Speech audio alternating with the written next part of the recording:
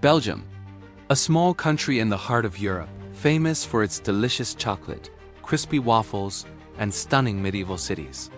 But behind this modern nation lies a name and a history that stretches back more than 2,000 years.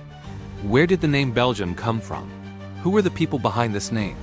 And how did centuries of war, empires, and revolutions shape the country we know today? This is the story of Belgium, its name, and its remarkable past. Long before Belgium existed as a country, Europe was a mosaic of powerful tribes. Around the 1st century BC, the region we now call Belgium was inhabited by a mix of Celtic and Germanic peoples. Among them, one group stood out: the Belgae.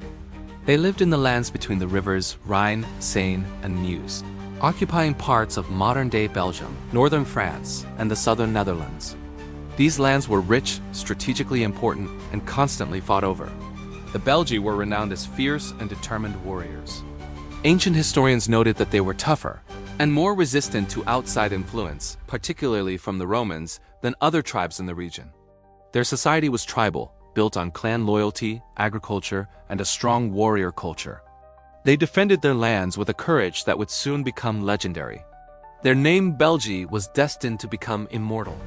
In 57 BC, the Roman general Julius Caesar led his legions into the region. In his famous book, Commentarii de Bello Gallico, or Commentaries on the Gallic War, Caesar made a statement that would echo through history: of all the Gauls, the Belgae are the bravest.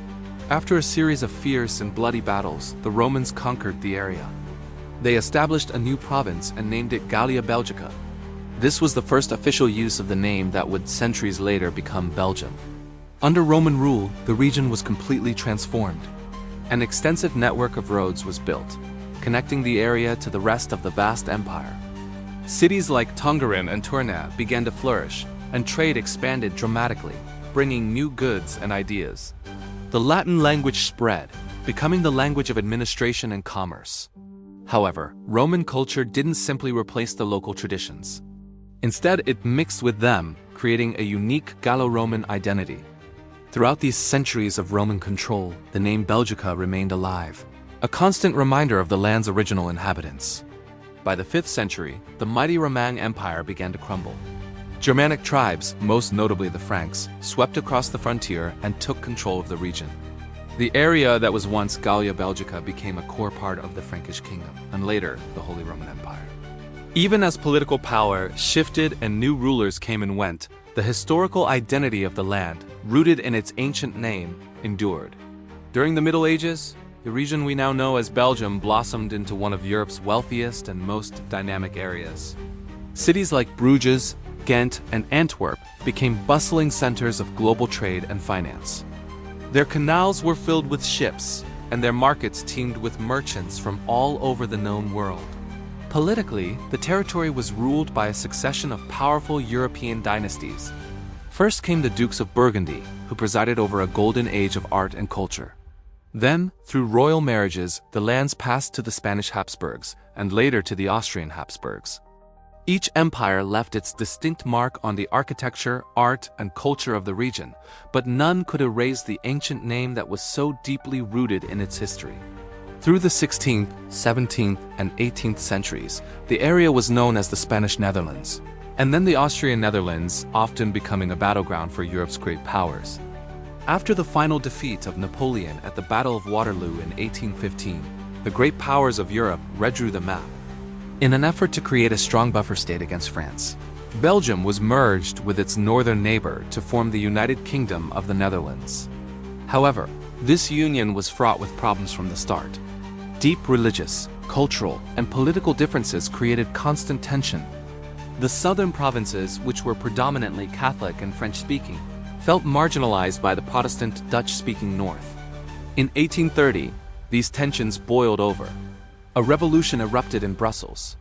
The people took to the streets demanding independence and their own sovereign nation. The revolution was successful, and the new nation was born. When it came time to choose a name for their new country, the leaders of the revolution looked back into the annals of history. They chose the name Belgium, a modern tribute inspired by the ancient Belgae tribe and the Roman province of Gallia Belgica.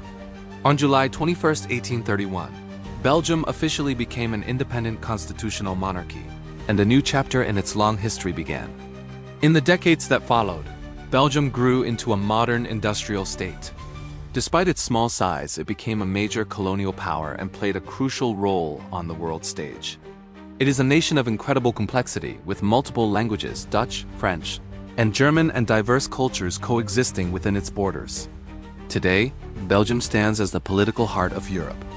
It hosts the headquarters of both the European Union and NATO, making its capital Brussels, one of the most important cities in the world. Yet its name still echoes with the legacy of those fierce warriors who lived here over 2,000 years ago. Belgium's name is not just a word.